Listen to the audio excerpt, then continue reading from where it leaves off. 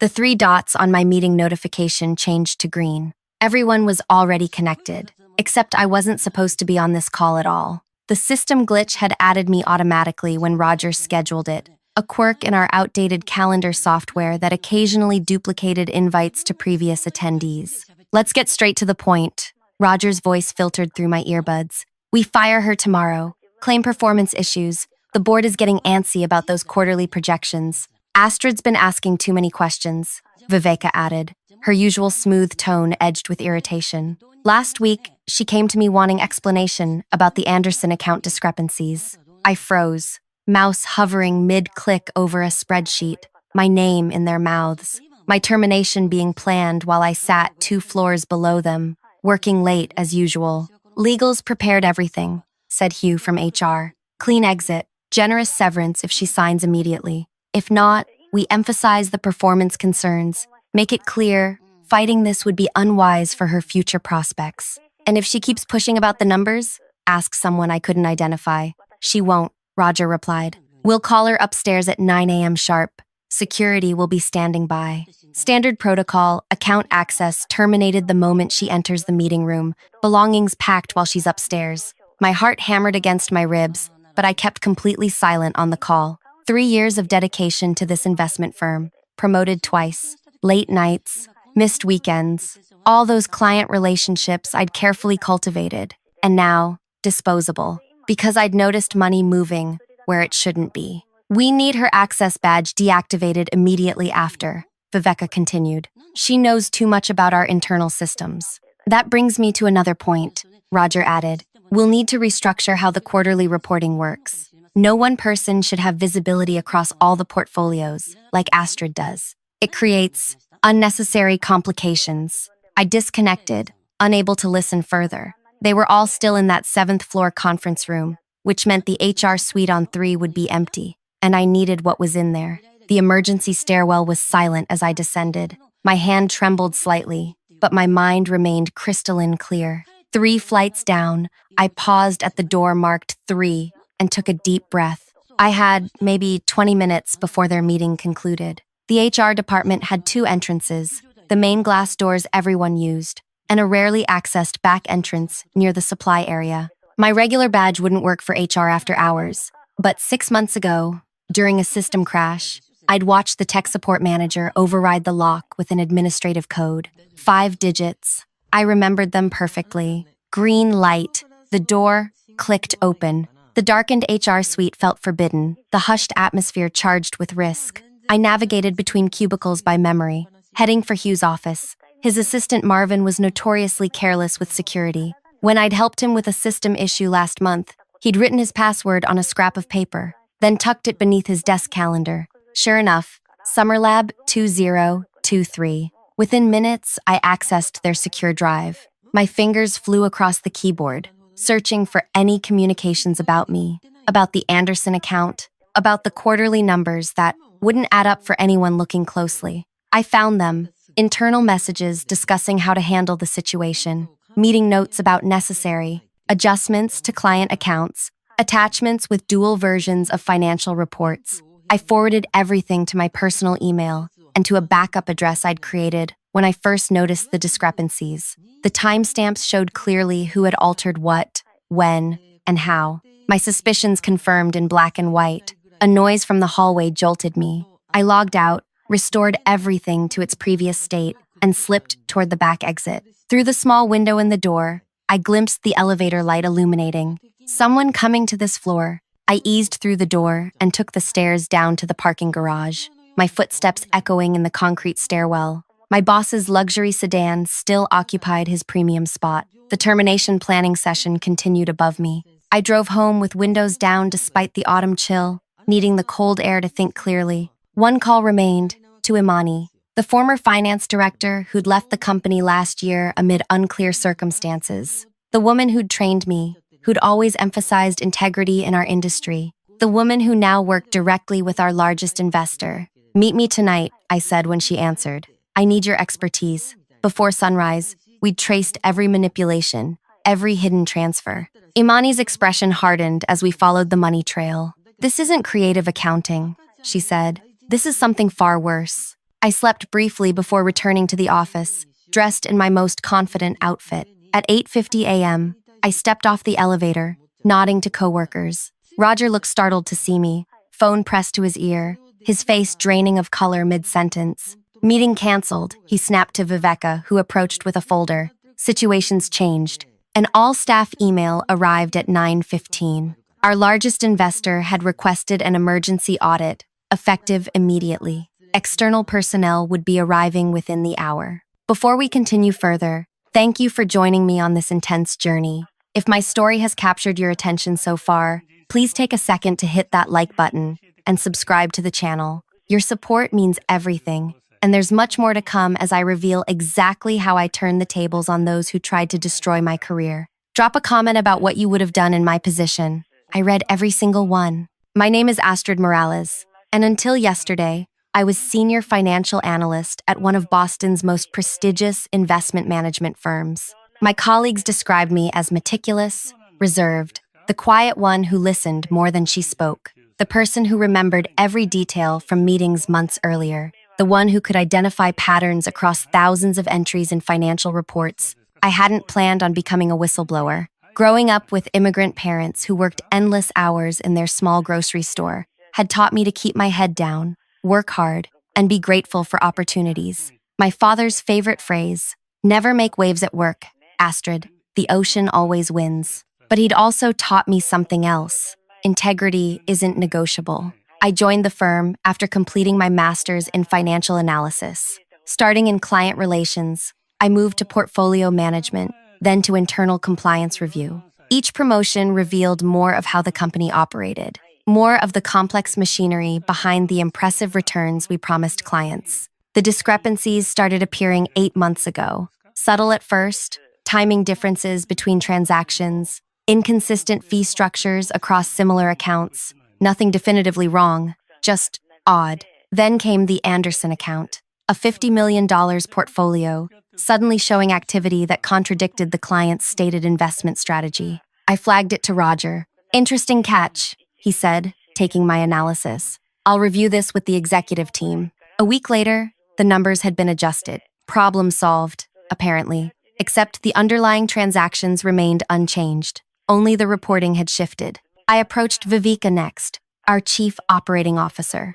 These patterns suggest systematic issues, I explained, showing her spreadsheets tracking similar discrepancies across multiple accounts. Financial systems are complex, she replied, not really looking at my evidence. Sometimes apparent issues are just artifacts of how data flows between platforms. Let's not create problems where none exist, Astrid. But they did exist. The more I looked, the more I found. Client funds being temporarily diverted before major reporting periods. Returns inflated through accounting tricks. Small amounts from multiple accounts pooled for unauthorized investments, then redistributed before clients would notice. 3 weeks ago, I documented everything and prepared a comprehensive report for the compliance committee. The day before my scheduled presentation, Roger announced a reorganization of the compliance function. My presentation was postponed indefinitely. That should have been my warning. Now, as external auditors swarmed our floor and Roger paced nervously between meetings, I maintained a facade of confused concern. What's happening? I asked a colleague. Why are these people from Sanderson Investments here? No one knows, he whispered, but management looks terrified. By noon, more visitors arrived. Not accountants this time, federal agents. They set up in our largest conference room, calling executives in, one by one. Roger spotted me watching from my desk. He stormed over, leaning close. What did you do? He hissed, eyes wild with panic. I looked up from my computer, expression neutral. I'm just doing my job, Roger. Exactly what I've always done. His face contorted. You have no idea what you've started. When this is over, a federal agent interrupted. Mr. Westfield, we're ready for you now? As Roger walked away, Viveka caught my eye from across the office. The realization dawning on her face would have been satisfying if the stakes weren't so serious. This wasn't just about my job anymore. This was about every client whose trust had been betrayed, every investor misled by falsified returns. My phone buzzed with a text from Amani. Sanderson executives want to meet you privately. Conference room B, 15 minutes. My hands trembled slightly as I gathered my notes. The path ahead would be difficult. Whistleblowers rarely emerged unscathed, regardless of their justification. As I walked toward the meeting, Roger emerged from his interrogation, face ashen. He grabbed my arm, pulling me aside. "You'll regret this," he whispered. "You think you're some kind of hero? You've destroyed years of work. People will lose everything because you couldn't mind your own business." I removed his hand from my arm. People were already losing everything, Roger. Their retirement funds, their children's college savings, their financial security. "You understand nothing about how this industry really works," he snarled. "That's where you're wrong," I replied. "I understand exactly how it's supposed to work, and I understand exactly what you did." As I turned to walk away, he called after me, "This isn't over, Astrid. You have no idea what's coming for you." I paused, looking back at the man who had planned to discard me like yesterday's newspaper. "Neither do you, Roger," I said quietly. "Neither do you." The door to conference room B loomed ahead. Inside waited representatives from our largest investor, federal investigators, and a future I couldn't predict. But one thing was certain: I wasn't the one who should be afraid. The door to conference room B felt heavier than usual. Inside, 5 people waited, 3 in expensive suits I didn't recognize, plus Imani and a woman with a federal agent badge displayed on her blazer. "Miss Morales," said the oldest of the suited individuals, standing to greet me. "I'm Tanner Sanderson. These are my colleagues, Lena and Philip. We appreciate you meeting with us during what must be an extraordinarily difficult day." Tanner Sanderson, the founding partner of Sanderson Investments, our largest client with over $3 billion in managed assets. The man whose name graced the lobby of our building, and whose reputation in financial circles was legendary. "I wish we were meeting under different circumstances," I said, taking the offered seat. "Agent Carlisle has briefed us on some troubling activities," Tanner continued, nodding toward the federal agent, "but Imani suggested you might provide greater context." I placed my laptop on the table. I've been tracking irregularities for approximately 8 months. At first, I believed they were system errors or oversights. By month 3, the pattern became unmistakable. For the next hour, I walked them through everything: the diverted funds, the manipulated reports, the careful shell game that had been played with their money. I showed them the trails I'd discovered and the documentation I'd secretly compiled. "Why didn't you come to us directly?"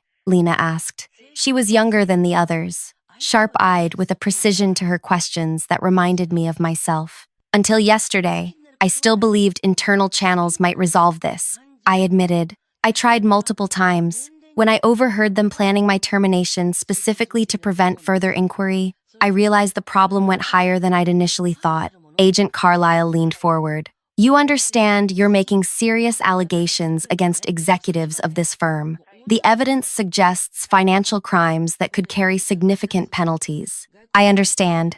And you should also understand," Philip added, his voice gentler than his colleagues, "that whistleblowers often face challenging professional futures, even when they're clearly in the right." The weight of what I'd done settled more heavily on my shoulders. "Some things matter more than career advancement," I said quietly. Tanner studied me for a long moment. "Imani spoke highly of your integrity. Now I see why." He turned to Agent Carlisle. "We'll cooperate fully with your investigation. In the meantime, we'll need to secure our assets currently under management here." The meeting concluded with arrangements for me to provide formal statements in the coming days. As we stood to leave, Imani lingered behind with me. "You did the right thing," she said once we were alone. "But Roger has powerful friends. This won't be a simple resolution." "I know, but what choice did I have?" She squeezed my shoulder. "None. That's why they targeted you. They knew you wouldn't look away." The office had transformed in just a few hours. Federal agents occupied several conference rooms.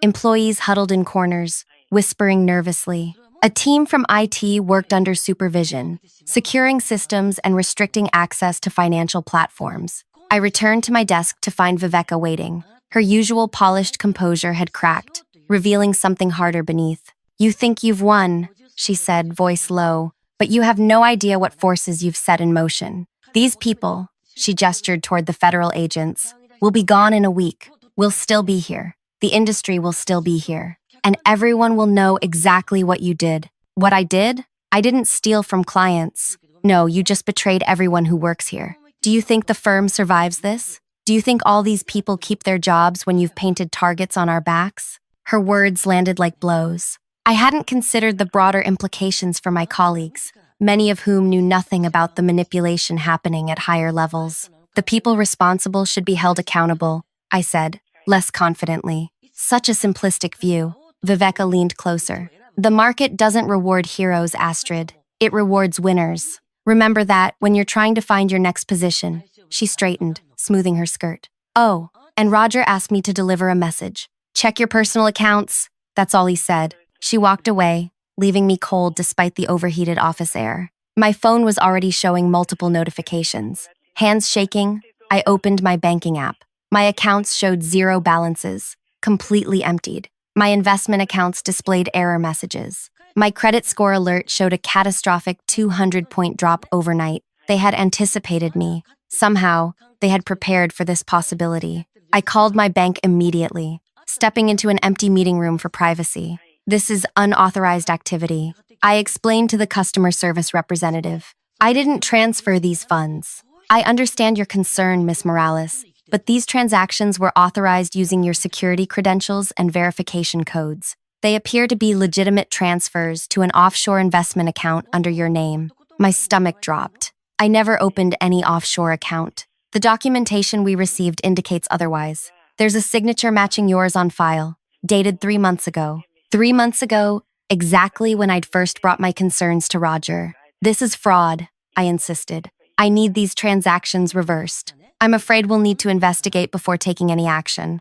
That typically takes 30 to 90 days, during which the funds will remain unavailable. Every aspect of my financial life had been weaponized against me. By the time I ended the call, 2 more notifications had appeared. My apartment building's management portal showed an eviction notice for illegal activity, and my health insurance displayed a termination for non-payment. They weren't just firing me, they were erasing me. I leaned against the wall, struggling to breathe properly. This was the moment they had planned for, my complete destruction, when I became a threat. They had created a perfect trap, making it appear I'd been stealing the very funds I was reporting missing. When Agent Carlyle found me there 10 minutes later, I'd managed to regain some composure. "We need to talk," she said, closing the door. "Your colleagues are painting an interesting picture. According to them, you've been manipulating reports to hide your own unauthorized activities. That's not true. They have evidence suggesting you created false documentation to cover embezzlement.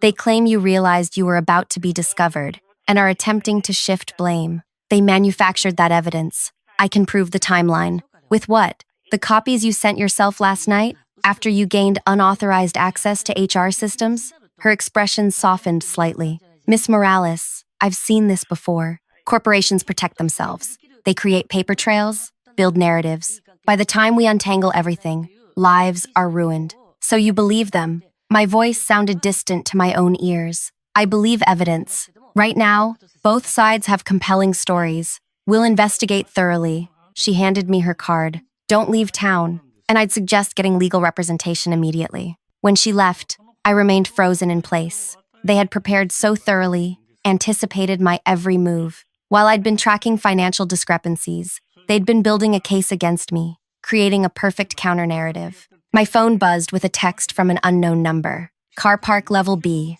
10 minutes. Come alone if you want help. A friend." Trust seemed dangerous now, but options were rapidly disappearing. I gathered my belongings, ignoring the stares of colleagues as I walked through the main office. Many averted their eyes. I was already toxic, already condemned. The elevator descended to the parking garage. Each floor passing felt like counting down to some inevitable conclusion. The concrete structure was dimly lit and eerily quiet at midday. I clutched my phone, prepared to call for help if necessary. A figure emerged from behind a support column. Astrid. I nearly collapsed with relief. Darius had worked in our legal department until 6 months ago, when he'd suddenly resigned. Office rumors suggested a disagreement with executive leadership. "I heard what's happening," he said, glancing toward the elevator. "They're setting you up exactly like they did me. The difference is, I caved under pressure." "What do you mean?" "When I found irregularities in client contracts last year, they created evidence suggesting I'd been the one altering terms. They gave me a choice: resign quietly with a reference or face prosecution. I chose the easy path." His expression hardened. I've regretted it every day since. Why are you helping me now? Because you did what I couldn't. But you need to understand, they're not just trying to discredit you professionally, they want to destroy you completely. They've already emptied my accounts, tanked my credit, started eviction proceedings. That's just the beginning. Roger has connections throughout the industry, in regulatory bodies, even in some media outlets. The narrative they're building will make you unemployable anywhere in finance. I leaned against a concrete pillar, the cool surface grounding me. So what do? Run? No. You fight, but not the way they expect. He handed me a thumb drive. This contains communications from when they targeted me. It won't save you alone, but it establishes a pattern of behavior. Why didn't you use this yourself? Darius smiled bitterly. Because I signed their agreement. Legally, I can't disclose anything about the firm without facing consequences. You haven't signed anything yet. They've already made me look guilty. Of course they have. That's why you need to. He stopped abruptly, looking past me. Someone's coming. Take this and contact me through the email address inside. Don't trust anyone else in the firm. He disappeared between parked cars as footsteps approached from behind. Astrid? Viveka's voice echoed in the garage. What are you doing down here alone? I slipped the thumb drive into my pocket, turning to face her with as neutral an expression as I could manage. Just getting some air. It's been an overwhelming day. She smiled, the expression never reaching her eyes. Indeed, the board has called an emergency meeting. They'd like you to attend to share your concerns. The way she emphasized that last word made it clear what kind of meeting this would be. Not an opportunity to be heard. A trap designed to complete my professional execution. Of course, I replied, matching her false smile. I have plenty to share. The board meeting was scheduled for 3 p.m. in our most imposing conference room, the Fortress,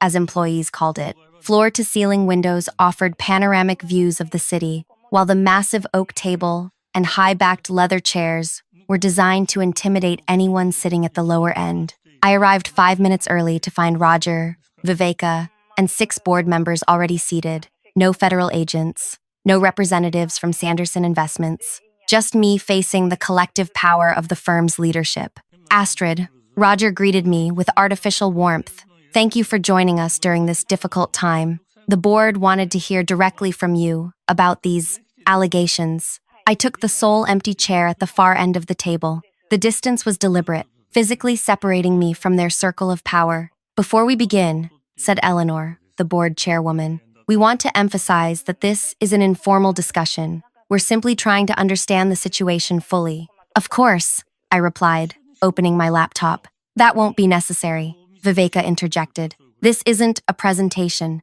just a conversation. I closed the laptop but kept it in front of me. I'm happy to converse. Eleanor leaned forward. Astrid, we've received concerning information about your activities over the past several months. Financial discrepancies that appear to trace back to your access credentials. Interesting timing, I observed. These concerns emerge only after I report fraud at executive levels. Roger's smile tightened. No one has confirmed any fraud. What we have confirmed is unauthorized access to secured systems last night, from your login. Because I discovered you were planning to terminate me to prevent me from revealing what I'd found. The board members exchanged glances. I recognized their expressions. They'd already decided. This wasn't an investigation. It was theater. We have documentation, Viveka said, sliding folders to each board member, showing systematic manipulation of client accounts. The activity originated from Astrid's workstation. Using her credentials, the boardroom felt suddenly airless as they reviewed pages of what appeared to be damning evidence against me.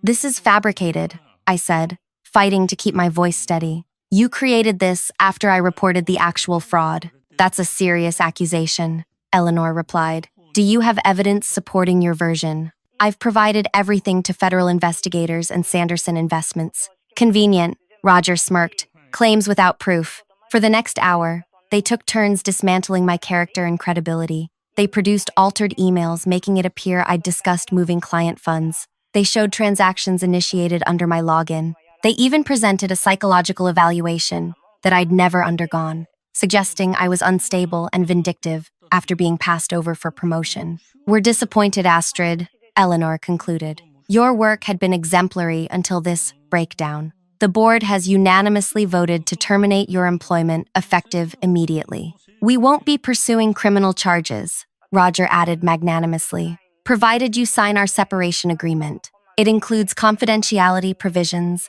and a non-disparagement clause. Viveka slid a thick document toward me. Standard terms. You'll surrender any claims against the firm and refrain from discussing internal matters. In exchange, we'll provide neutral references and 6 weeks severance. The room fell silent, all eyes on me. This was their endgame. Silence me, discredit me, and move on. If I refused, they'd unleash their fabricated evidence in a criminal complaint. I reached for the document, flipping through pages of legal jargon designed to bury me. You need me to sign this today? I asked, voice deliberately small. Roger couldn't hide his satisfaction. The offer expires at close of business. Given your current financial situation, which we understand has become rather precarious, I'd suggest careful consideration. His knowledge of my emptied bank accounts confirmed his involvement. The trap had been masterfully executed. May I have a moment to review it? Of course, Eleanor said.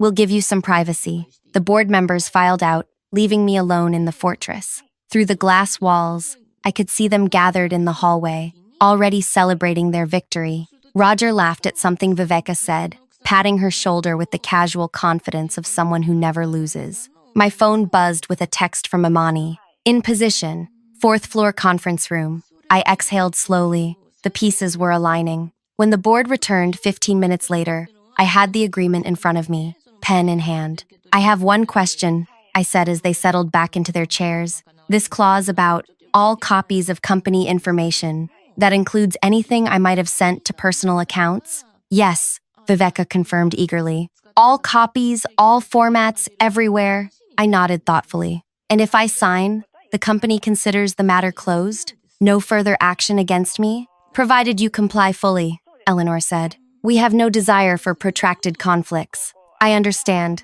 I looked down at the signature page, pen hovering above the line. Roger leaned forward, unable to hide his anticipation. This was his moment of triumph, watching me surrender. I set the pen down. I'm afraid I can't sign this. The atmosphere shifted instantly. Roger's expression hardened. That would be unwise, Astrid. Extremely unwise. Perhaps, I agreed, but I've learned something valuable from all of you. Always know your leverage points. I stood, gathering my belongings calmly. While you've been busy constructing your narrative against me, I've been quite occupied myself. Right now, there's another meeting happening in this building. 4th floor conference room. Confusion flickered across their faces. What meeting? Viveka demanded. Sanderson Investments isn't just meeting with federal investigators, I explained. They're meeting with their legal team, the State Financial Regulatory Board, and representatives from your other 6 largest client organizations. Roger stood abruptly.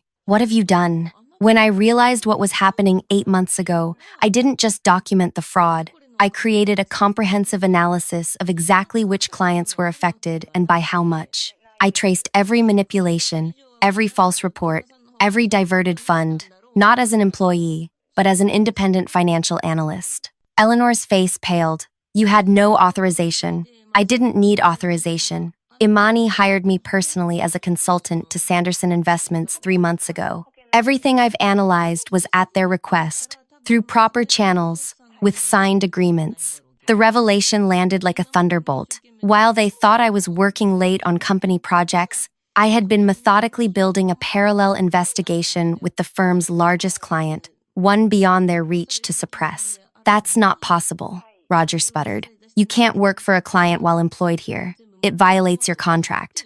I pulled a document from my bag. My contract prohibits outside employment without disclosure and approval.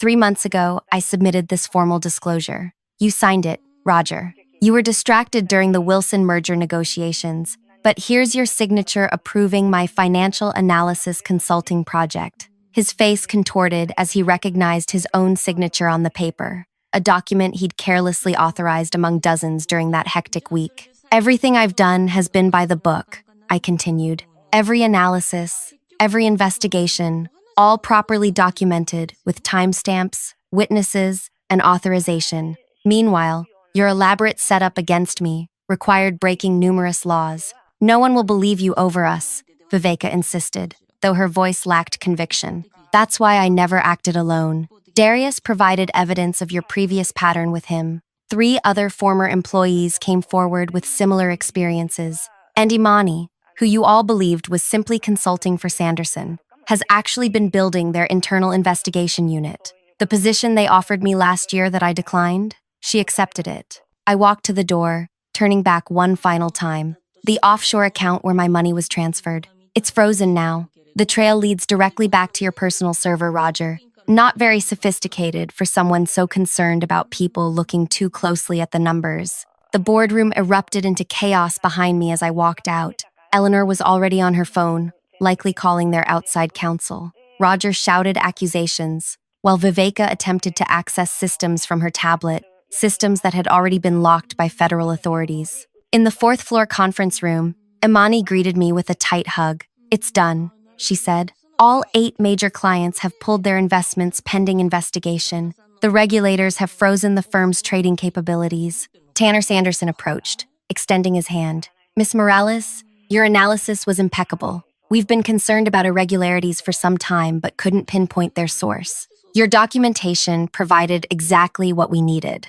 "What happens now?" I asked. "For them? Years of investigations, lawsuits, and likely criminal charges," said Agent Carlyle, joining our conversation. "For you? That depends." "On what?" "On whether you'll accept our offer," Tanner replied. "Sanderson Investments needs someone with your skills and integrity to head our new compliance division. Someone who values truth over personal gain. A considerable salary increase would accompany the position," Imani added with a smile, "along with guaranteed autonomy to build the department as you see fit." I thought of Roger's face when he realized I'd outmaneuvered him, not through deception, but through meticulous adherence to rules he thought he could bend at will. "I'd be honored," I replied. 3 months later, the former executives of my old firm were indicted on 37 counts of financial fraud. I testified at preliminary hearings, presenting the evidence I'd gathered, both as their employee and as Sanderson's consultant. My bank accounts were restored.